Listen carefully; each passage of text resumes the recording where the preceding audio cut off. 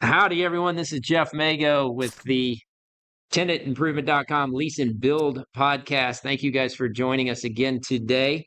We've got a great expert, Mr. Patrick Amante with Tasman Sign Graphics. Jeff, thanks for having me. Patrick is a good friend for many years now, and I thought that what better way to help us find our way in this crazy economy, this crazy business time, but to have a sign expert to show us the way.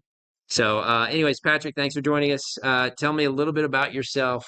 Tell me about a little bit where you're from and how you got in the sign business.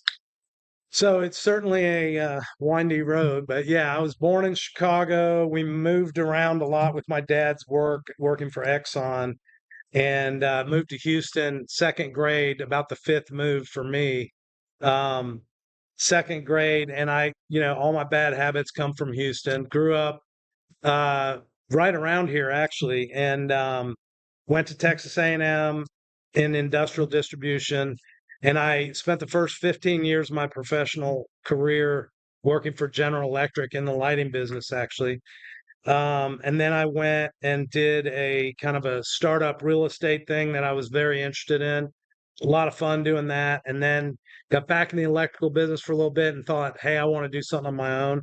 And I found this organization called Sign World Organization. They get you set up with training, equipment, and ongoing support in the sign business. And we get to make things, and I like the idea of making things. And now when we drive around the city, we can, hey, we did that and we did that. So it's kind of fun. Yeah, it's a fun business to be in. I think that's one of the appeals about being in Floor Zone. But I just like 2100 West Loop South was a lobby building where we did the entire build out lobby about 18 years ago. No, not 18, about 12 years ago. And I was so proud. I was like, this thing's going to be there forever.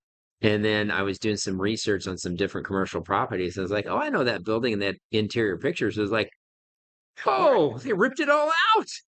Like, it was solid stone. It was like, if we had installed it the time before, it would have probably been a 50, 60-year installation.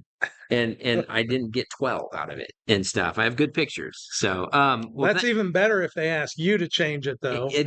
We've had a few of those jobs. In fact, the penthouse at River Oaks, we've done twice in 5 years. It was a spec build. So, and I'm sure that like Patrick and I have shared some client names and lists and stuff, but we were looking at tenantimprovement.com in the brainstorming section. I was explaining to him about the site, and he looked at one of our pictures and he's like, how did you get a picture of my project? And I was like, no, that's our project.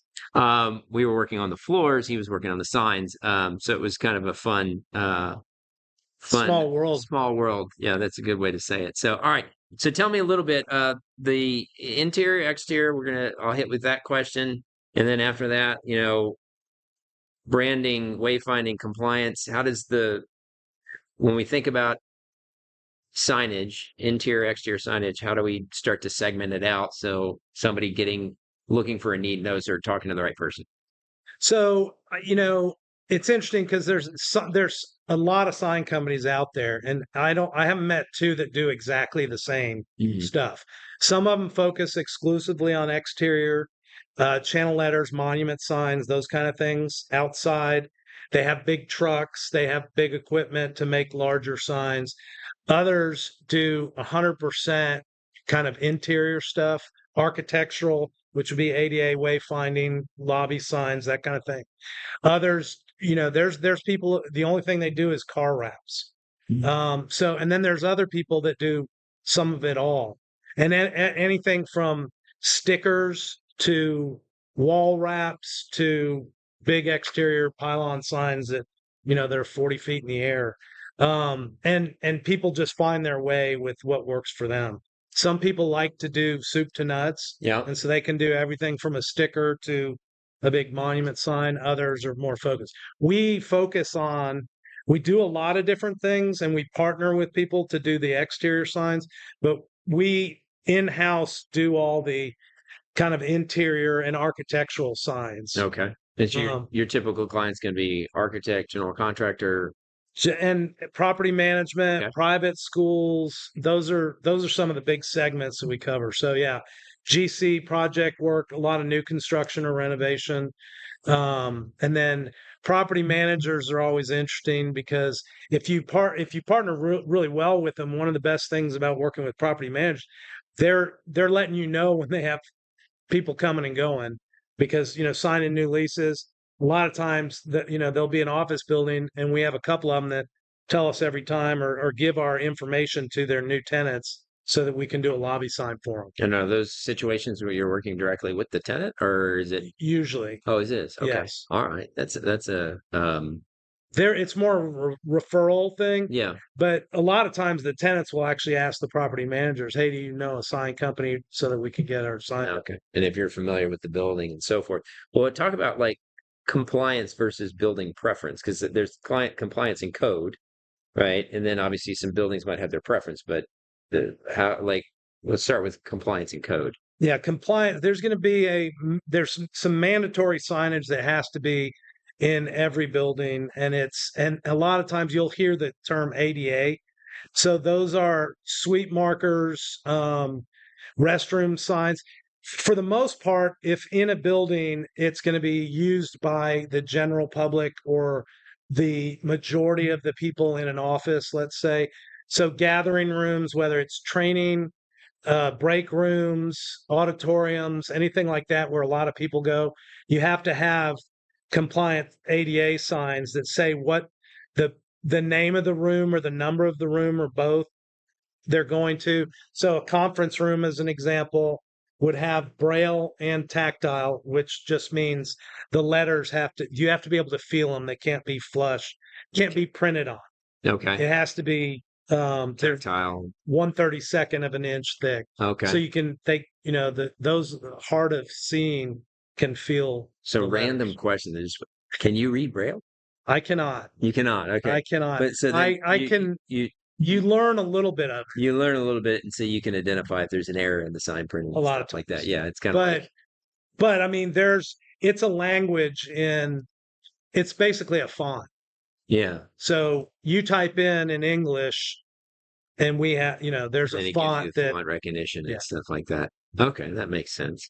Talk to me about material usages. What kind of materials are these signs typically being made of? What kind of technology you're using? It seems like everything gets more and more sophisticated. Is that happening in the sign industry? Definitely, very much so. So digital printing is the biggest, kind of technological leap that has changed the biggest change in the sign industry, probably in the last 20 years, but even more so in the last 10, 12 years. You can, there's some printers like we're not huge, but we have a 54-inch wide printer, and it, on a roll that you can give me a high quality image and it will print that quality. I mean, its ability to print is more than our ability to see. Oh wow! If the file is that good. Okay. And then we have a flatbed printer, which is similarly, but not quite as good. But from 5 feet away, it's pretty darn good. Mm-hmm. And you print directly on a substrate, which would, a lot of times it'll be aluminum or acrylic or some sort of panel. We can even print on wood. But yeah, the majority of interior signs are acrylic and aluminum for the base, and then there can be all sorts of stone or faux materials that look like that we can add as treatment to different signs to give it a different look. And a lot of times what we're doing, especially when we're working with architects, is trying to match the color palettes and the materials potentially. So we did a job for a 25-story building, and they had some interesting lattice work in their lobby, and we put a little piece of acrylic lattice work on the bottom of every sign that we did for them. Okay. As an example. Okay. And then a panel of a little sidebar of wood and aluminum. So you get a lot of different textures and feels. Do you ever come across, like, thinking about compliance and standards, a conflict where the client's standards or wants conflicts with the code compliance? Have you run into any? And I'm thinking about that. There's a building downtown and I forget what it was, but they had some kind of a musical note embedded into the sign, but there was something wrong with a conflict. So I don't know. So So there are a lot of rules around the ADA mhm. as an example, and there has to be a certain border around, say, the braille, and a gap between the braille and the tactile, and it has to be a certain distance away from the corner, the edges. So there's that, and so if someone wants to put something through the middle of that, that's a no-no. Okay. And then even like colors, you have to the tactile and the backer have to be in contrast, which is it's pretty wide open, right? So you can have white background, black face, or dark blue and a light color, but there has to be substantial contrast so you can see the difference. You're talking about on maybe the braille Well, the or braille is going to be feel. yeah, it's gonna be feel that So I that wonder. can be, that doesn't have to have contrast, Okay. but the letters and the numbers that you apply to the sign Is have to that a code or is contrast. that a standard kind of just It's a because otherwise code. it's a code thing? It's a Oh, code to be able, because yeah, it's I guess not it's, I just can see. for fully blind, it's also for visually impaired. And Okay. so it requires high contrast. So somebody wants a minimalist sign approach is going to be like, no, no, no. I just want them to kind of get the feeling that this is where they're going. No, no, no. We need to slap you in the face with it. Basically. And it's funny you say that, because we did someone's, I want to say it was their mission statement or core values Hmm. in white acrylic, back painted clear acrylic on a white wall. And it was intriguing because you could see it way better from an angle Hmm. because the way the light was hitting off all the signs, but it was very subtle and it really turned out cool. Yeah, But no for Braille. I mean, sorry, for ADA. for an 88. But what? Is This that was more commercial art, that would be decorative? So exactly. you were able to get You it can do whatever installed. you want in that. Okay. So what's the difference? Like, how do they designate the difference between? I guess they know that hey, this feature that you're putting up on the wall actually is trying to direct. So that, yeah, it's a good question, because ADA signs, there's an exact location that it has to be. Hmm. And so they're always near the doors. So they're telling you where the room is, and a visually impaired person would know to go. They'd feel the latch and they could say, "Oh yeah, that's where," and they can read. They don't have to search around the walls. It has to be on the latch side, and it has to be between 48 and 60 inches from the ground. So they're pretty much where your hand would be. Okay. And so, yeah, so if it's right there, that's an ADA sign. Okay. All right. If you're doing it somewhere or it's bigger, or All right. yeah. All right. So we've talked a lot about understanding the industry, materials. We've been in and around compliance issues and stuff. Let's talk about how are you like design and collaboration? How are you actually?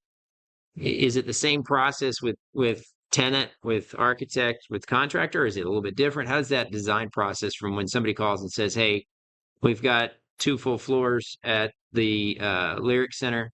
We're going to need signage throughout." What happens next? How do you champion that cause?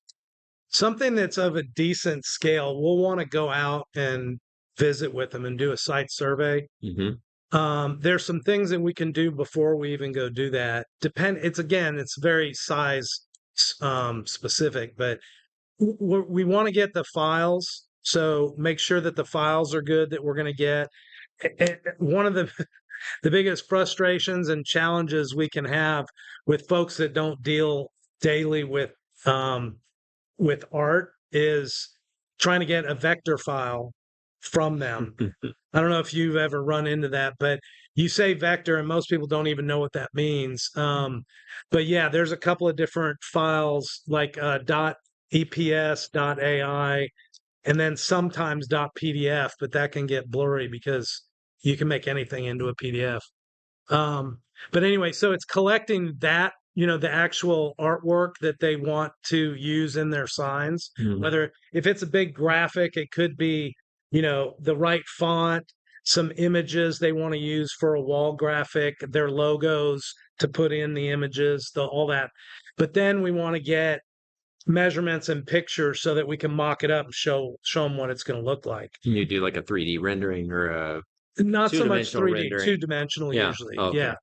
And then, also at the same time, you want to know where something will fit and how big you want to make it.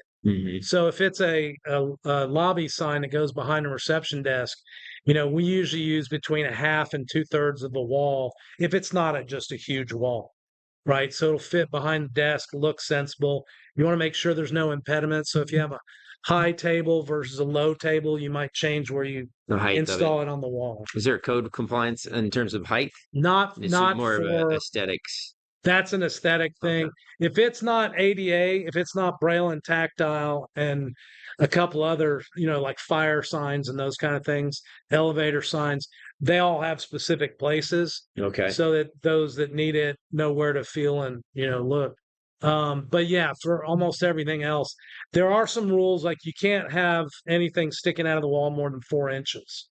Oh, okay. So yeah, you can. If someone says, "I want a foot thick letter on," can't do that. Rhinoceros head that's got a So yes, there are some, but to answer your direct question about when you're dealing with architects, some of them will include a full design for all the ADA signs and directionals, maybe even graphics. They'll include that in their process with the owner. Others will say, here you need ADA, and that's it. And so we have to work with then you're working with the GC and the owner to come up with something. Then at that point, you're kind of looking for the color palette and Exactly. hey, everything here is circles. We'll do circles instead of squares in terms of the panels Those kind and of things. stuff like Exactly. that. Okay. Yes.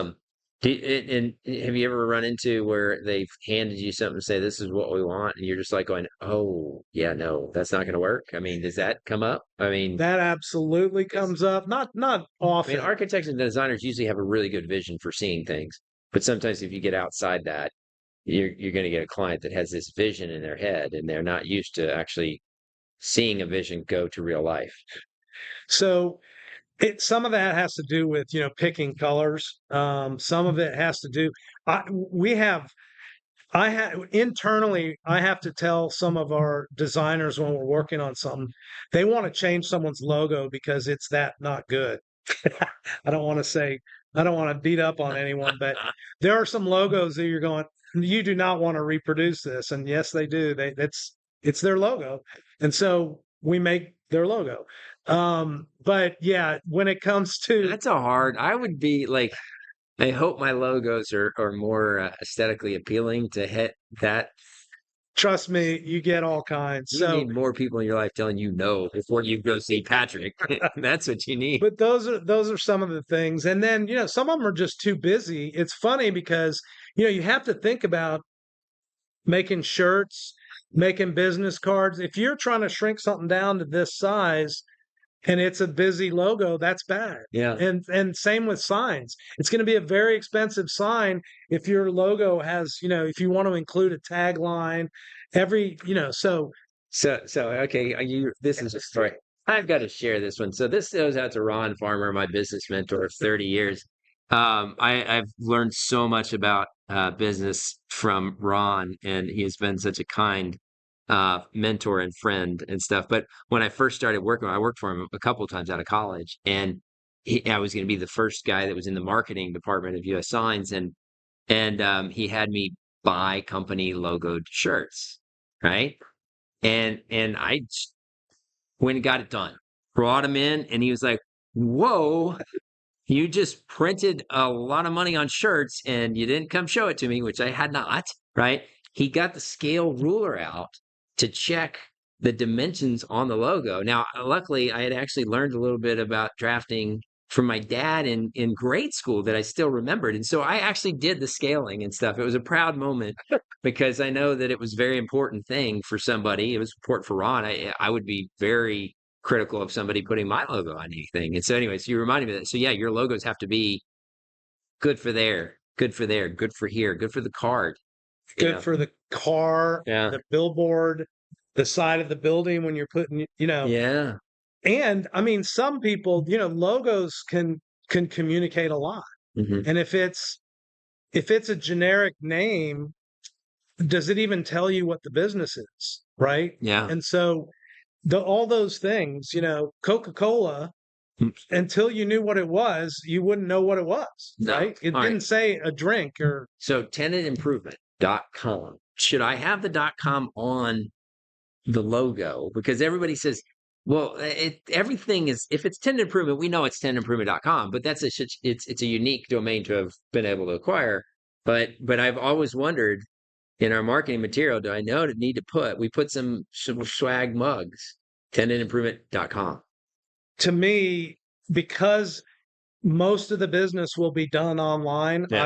I would include the .com personally. Okay. If you're just branding and if you had a brick and mortar location where you were going to show people all these samples like you do in your flooring business, it's different. But if it's 100% online and it's 3 short letters, I would probably include the .com. Okay. You want to drive them to the site. I do. So yes, So include the for those .com of you in my opinion. out here, just know there might be a logo change coming soon. So, all There you right. go. So, talking about coming soon, tell us about business trends you see, or you kind of see in the next handful of years or decades of signs. Is there anything?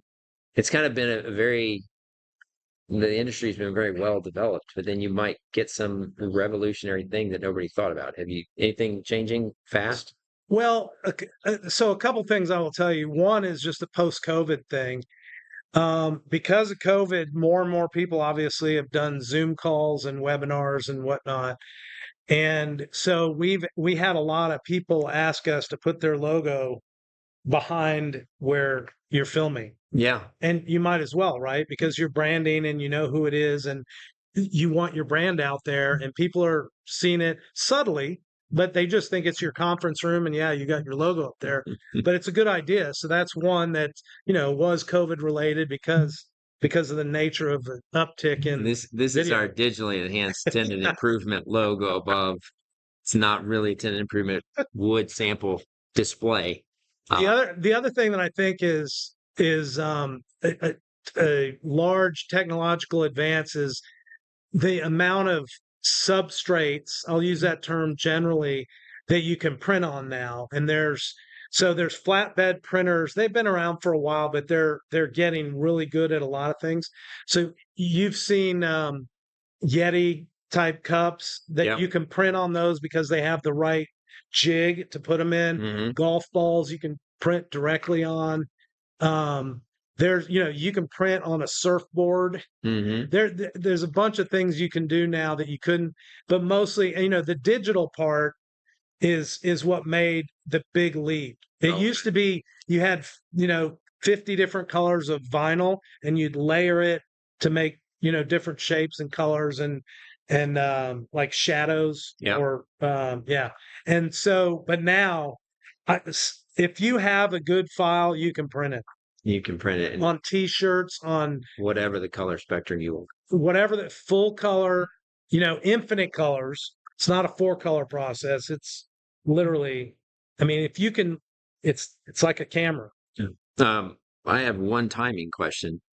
Like, how fast can you turn around a large, what would a full floor? We keep saying full floors. I keep saying that. Downtown, 25,000 square foot. They probably got footprint of the building. They leased out the whole floor. They've got 50 offices or 100 offices mixed in signs. How fast of a process is it? Is it going to come from overseas and take 6 to 8 weeks, which turns into 14? Or is it going to be quicker? So you're going to love it. Of course, it depends. So we have the short version is we start timing from artwork approval. That's the number one, because that might be the longest one. So you go back and forth on design. And if they keep changing things, then the clock hasn't started. But you're talking about production. Yes. So if it could be a pretty sign, but if it's multiple layers, that adds to the complexity. So if you have to paint multiple colors, cut multiple things, put them together.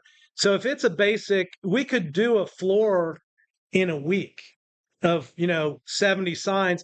And a lot of times what we literally try and do is pick acrylic colors so that we don't have to paint. And it takes a lot less time because if you paint it, you're painting a bunch of signs and then you got to let them dry and move them. go back in with the next set. And if it's multiple colors and you're doing that 2 and 3 times, that's 2, 3, 4 days every time you do it. So very much depends, but it can be anywhere from, kind of a week to do, let's call it 100 ADA signs. Yeah. If they're a colored acrylic and we're doing just the braille and the tactile, it's one layer. We could knock out 100 signs in a week without a problem. And of course, the other part to that is what do we have in the queue at the time you order it? So, okay. I want to hit with one last question. I keep saying one last question. That's all right. This is it, right?